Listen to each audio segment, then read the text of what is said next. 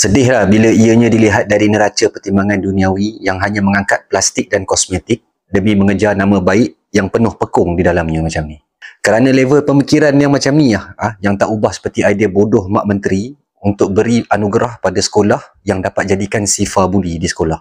Yang mana ianya cantik di atas kertas namun membuka ruang lebar untuk segala kes agar disorok di bawah kapet, dalam laci atau dibakar sekalipun. Mana semangat jihad kita ni untuk melawan? Di mana yang dikatakan nilai saudara seiman jemput Trump atas dasar apa sekalipun adalah jelas menunjukkan kemunafikan pemerintah yang ada hari ni. Saya ambil contoh mudah. Isteri dan anak anda semua dirogol di sebuah tempat dan anda kenal siapa yang buat, siapa yang rancang, siapa yang dalang anda kenal. Lalu anda menjemput ke rumah untuk beri kata-kata nasihat dan cadangan. Adakah ianya realistik dan logik untuk dilakukan pada hemat anda? Dalam hal ni anak isteri itu adalah rakyat Palestin, perogol itu adalah Trump, dan anda nak panggil dia bincang pasal isu ni di rumah anda sendiri untuk menghantar mesej jelas kononnya anda tidak bersetuju dengan tindakan dia. Adakah anda sanggup? Mengapa anda tak rasa seperti mana yang terjadi pada anak isteri anda? Jawapannya mudah. Hanya mulut mengatakan saudara seiman di Palestin itu sebagai saudara seagama, walhal hati tak mengiyakan dan tak serius mana pun. Masih anggap mereka yang dibantai tu jauh dan orang luar. Baik pemerintah, baik juga cerdik pandai agama dalam tu. Semuanya hanya kosmetik, hanya keindahan kata-kata, semangat yang berkobar, berselindung di sebalik ilmu, menyembunyikan hukum.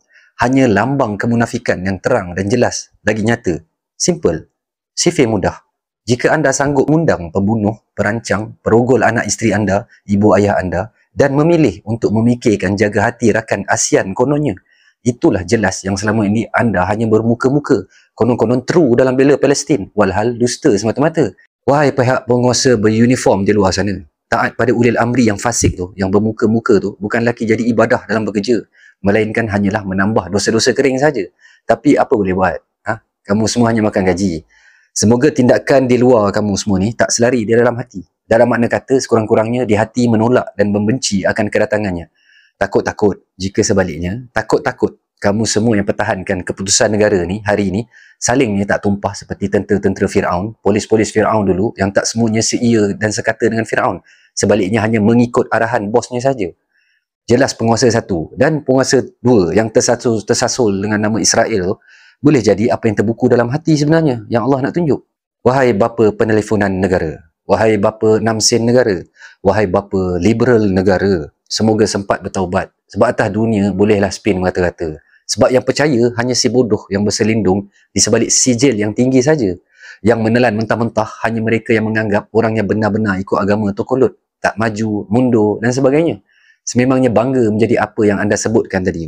Kerana tiap kebenaran tu lahir daripada para pengembala kambing, anak yatim, miskin, yang dianggap gila, yang ditolak mentah-mentah oleh sanak saudara dan kaumnya sendiri.